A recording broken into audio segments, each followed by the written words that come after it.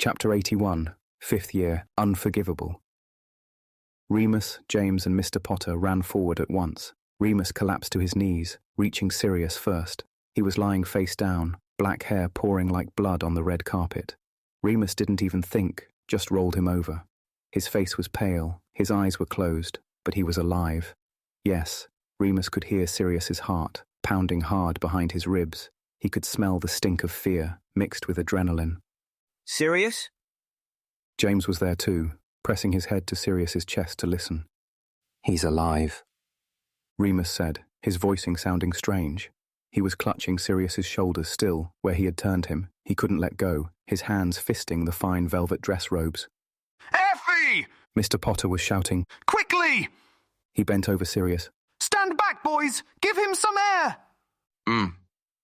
Sirius stirred slightly, his eyelashes fluttered, but nothing more. What's wrong with him? Remus asked the room, desperately. Mr. Potter was guiding him away. He had to let go. He crawled backwards, crab-like as Mrs. Potter rushed in. He knew his legs wouldn't stand just yet. Euphemia Potter was on the carpet in seconds, pulling Sirius's head into her lap. He must have made another noise because she started whispering to him, sweet, small things. Shh, now, love. I'm here. You're safe. Shh. Remus felt his eyes well up, drew his legs up under his chin and wrapped his arms around them. What was happening? He looked over at James, sitting opposite him on the living room floor, just as shocked, just as frightened. There was a distant crack outside, and Mr. Potter left the room, returning moments later with Dumbledore. He seemed to bring the cold in with him. Remus felt the chill settle into his bones despite the fire which continued to blaze. Moody's outside, The old man said to James's father. Protective charms, everything in his arsenal. No one else will be coming here tonight. Good, Remus thought. Good. Lock us all up in here. Never let anyone near him again. How is he, Effie? Dumbledore stood over Mrs. Potter, who was still cradling Sirius. She was performing some kind of magic, her eyes closed, wand running over the unconscious boy's body. Her lips were moving fast without making a sound. She eventually looked up, more shaken than Remus had ever seen her, fiery rage in her eyes. He'll live, She said.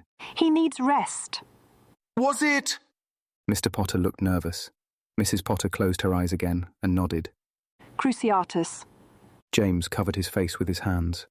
Remus just felt empty, as if everything that had ever made any kind of sense to him had been wrung out. The torture curse. Boys, Mr. Potter suddenly said sharply, looking at James, then Remus. I know you want to stay, but we need you to go to bed just now. There's nothing you can do for Sirius at the moment. But Dad! James started, climbing shakily to his feet. There were tears in his eyes too. James! Mrs. Potter said from the floor. No, bed.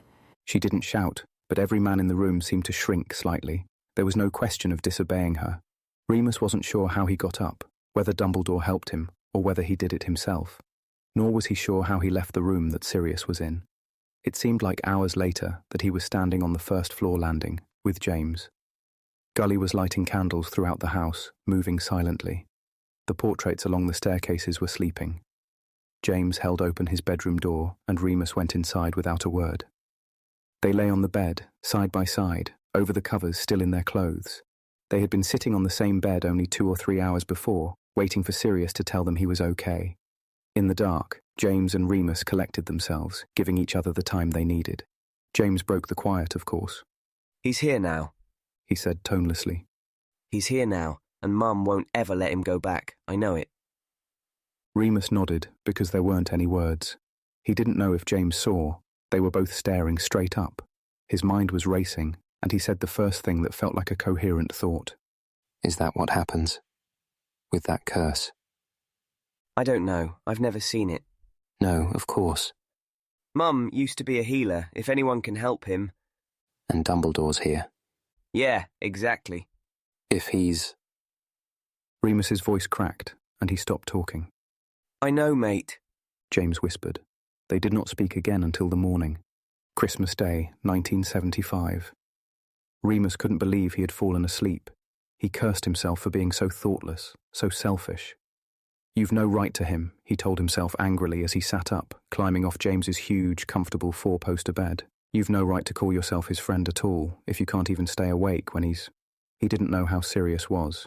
He left James still sleeping and went to the bathroom. It was morning. The curtains had been drawn, presumably by Gully, and watery winter daylight filled the stairwell. The house was very quiet. No one else was awake yet. There was no usual smell of breakfast cooking or tea brewing on the hob.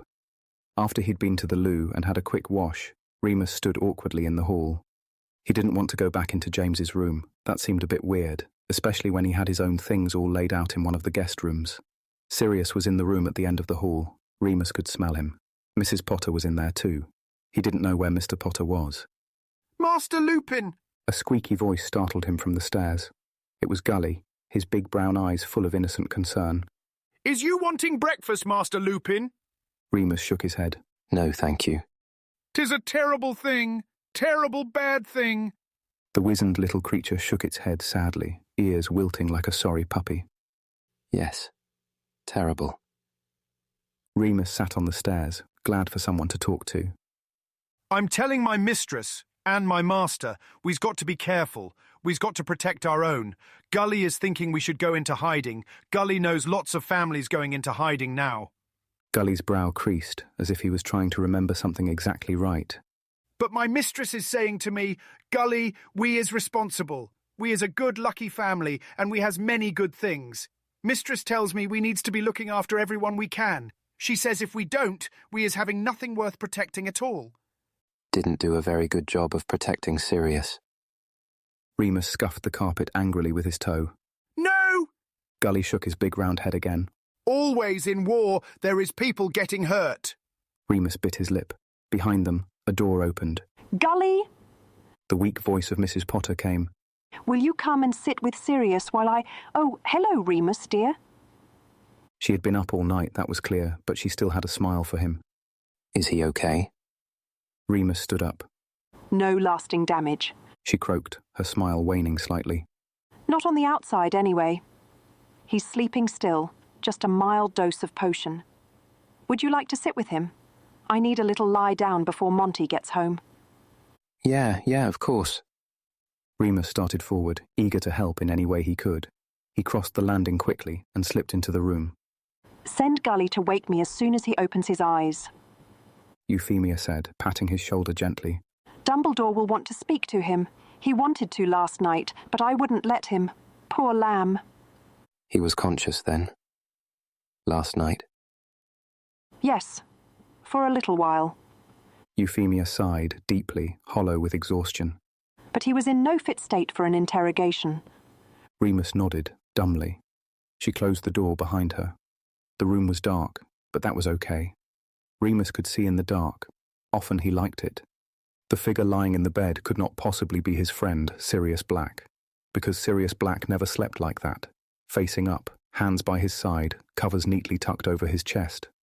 Sirius slept like a dog, all rumbled sheets and limbs akimbo, face down, arms thrown wide. Remus approached with caution. Was this how it was, he wondered, the morning after a full moon? Was this how it felt to see your friend torn apart? It was unbearable. He sat in the seat by the bedside, a squashy purple armchair with a book splayed open on one arm. Unforgivable, caring for the victims of curses and hexes.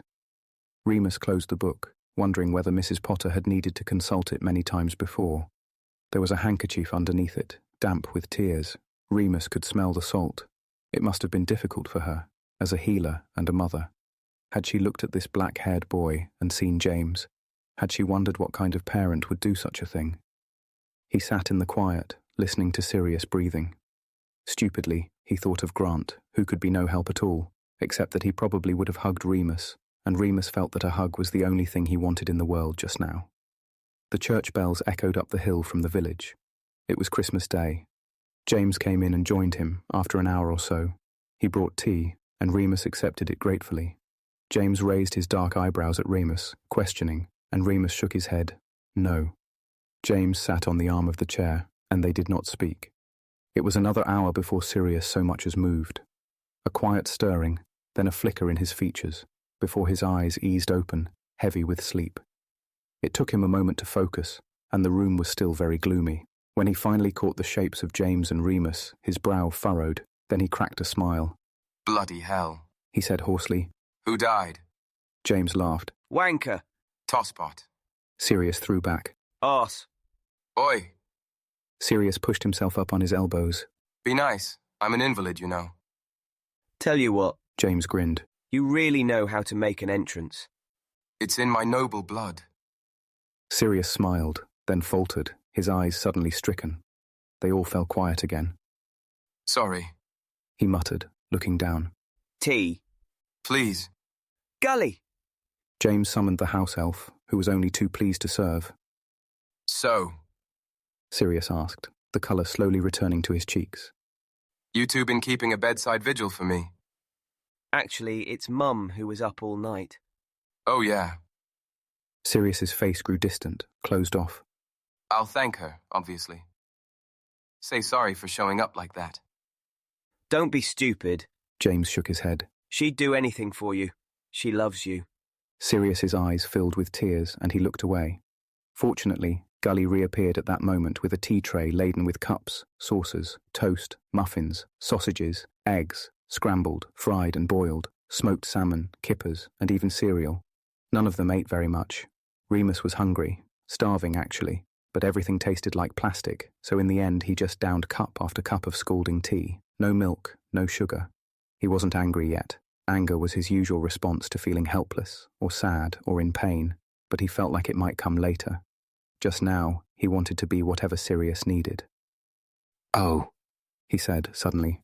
I was supposed to get your mum, James, as soon as Sirius woke up. Let her sleep.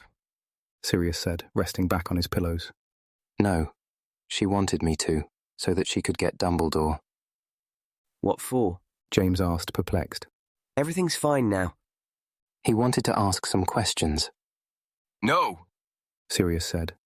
James and Remus both turned to look at Sirius, who had paled again, his eyes big and frightened. Please. He said, Not yet. Just let me have Christmas, okay? I don't want to talk about it. Okay, mate, it's okay. James said softly, leaning over to pat Sirius's shoulder. We won't wake her up. You can pretend to be asleep if you want. Anything you want. Thanks. Sirius relaxed back again. Sorry. Pfft. James blew his hair up from his forehead. It's Christmas, isn't it?